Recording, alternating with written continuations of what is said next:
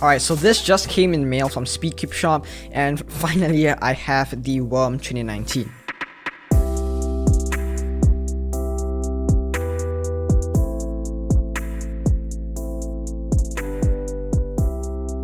For those of you who haven't seen my last few videos, this is my main, the Worm 2019. So as you can see, the screw broke, and also one of the torpedoes, this torpedo here, if I just take a look at this piece, you'll see that there is no torpedo here because I lost the torpedo. And I've tried to main various cubes like the Weilong WR M and the Worm 2019, but none of them, like they are both very good cubes, but none of them really spoke to me, and I couldn't perform nearly as well as I did on the Worm 2019. Alright, so this is so nostalgic. And for the record, this is the Worm 2021 box. This is the new model, and you can see that Moyu hasn't really updated their box design a bit, but you can see that in the newer models they are trying to flex their new magnet adjustment system. Actually, before we get into the cube, let's just quickly open this mat real quick. So initially I was going to get this mat, so it's this exact same design but it's on a mat, and it's this one right here, but unfortunately it was out of stock, so I got this one instead. And this is a bit of an older model. This has been around for I think 1 or 2 years, but still, I mean, come on, this looks really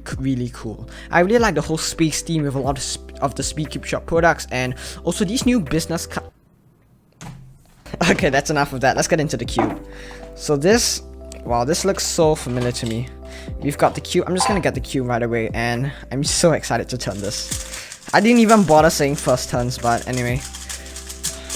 Okay, out of the box, I will say, out of the box, this cube is nowhere near as good as the Weilong or the Worm 2021 is right now, because this cube is not set up, and this is a 2019 flagship. This is very old, and you can't expect this old cube to be really good out of the box. But how this cube became my main was through a lot of setup and a lot of break-in, and I'll show you guys how I set up this cube in a bit. Bro, there's actually tape around this. I did not expect that. So one of the things about the Worm 2019 is that these springs are actually stronger than the springs that come with the stock version.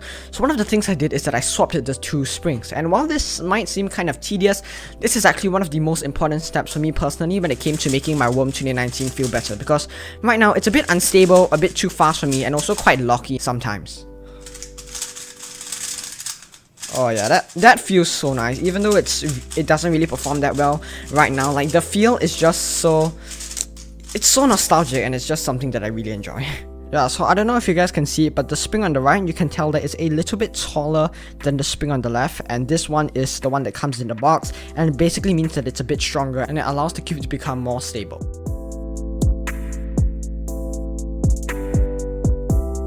Okay, you're able to see it here a lot better.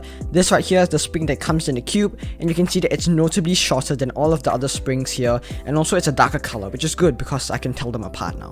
For the tension, I made the cube quite tight, but not so tight that it affected the corner cutting, so you know, it still corner cuts very well. As for the dual adjustment spring compression system, I made the spring setting number 6, which means 6 clicks, which is slightly towards the higher end, especially considering I already did the spring shop, but I really like a more stable cube, and that's why I did this. As for the lube, I lubed both the core and the pieces with Weight 5 silicone speed lubricant, and I also lubed the pieces with a little bit of Martian lube from speedcubeshop.com. The whole setup produces a cube that is very fast but also controllable. Okay, so after the loop, the cube already turns really well.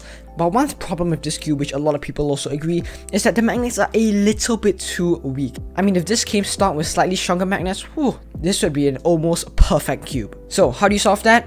You can't. But one thing that I have done is I take these magnets here and I put them in the cube. So these magnets here, they're of different strength, and there's not enough of them to put in every single edge piece. So I just dump them in a bunch of random pieces around the cube and hope for the best. I mean, that's probably not a good idea because then the magnet strength would be uneven, but for me personally, I found this works quite well for me. And if you have any extra magnets from other cubes, you can shove them in here as well. So one thing a lot of people don't know how to do is how do you take these magnets out?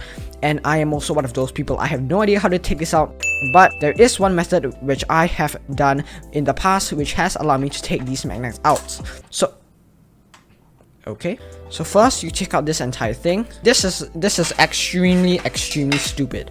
You take out every single one of these springs. Yep, you have to take out everything on this board. We just need one of these, so we just take one of these, everything else is done. We turn it over, we take this, and you see that small hole there? You poke this through the small hole, and then you push, and the magnet should come out. Like that. and then that's how you get the magnet, or at least that's how I do it. I'm pretty sure there's a faster method, but that's just the way I do it, because I don't really know how else I would be able to take out these magnets. So push hard, and it should just push hard. Just push hard, and it should come out. A few moments later. Son of a... Dude, I swear to God. One eternity later. Dude, I am so mad right now. Dude, just... I take back what I said. This is not an easy method. So, I only managed to get one of them out. This one, I've tried for like 10 minutes and I still can't. I even used a pen to try and get it out. I still can't get this one out, so I'll just distribute these among these pieces. Someone in the comment section, please tell me how to do it. I like the WR M 2019 more than modern flagships like the GAN 11M Pro and the Moyu WR M 2021 for a variety of reasons. First of all, the feel. I really enjoy the clicky and sort of stable feel that I get from the WR M 2019, and newer cubes tend to be a lot faster and less controllable, which isn't something I particularly enjoy. Even though I know that new cubes can be slowed down with lube and setup, I still think that the WR M 2019 is overall a more stable and controllable cube. However, one of the traits of the WR M 2019 which is really amazing is that even though it is stable, I can still turn at my top speed without worrying about the cube being too slow and holding me back. The WR M 2019 is phenomenal in that it is extremely reliable. The amount of lockups and catches that I get on this cube are a lot lower than some modern flagships, for example the GAN 11M Pro, which still locks up more than this cube in my opinion. Out of the box, this cube is nowhere near as good as modern cubes are out of the box, which is why older cubes like these don't tend to be popular among newer cubers. However, if you give this cube a try and set it up properly, it can honestly be an amazing flagship 3x3.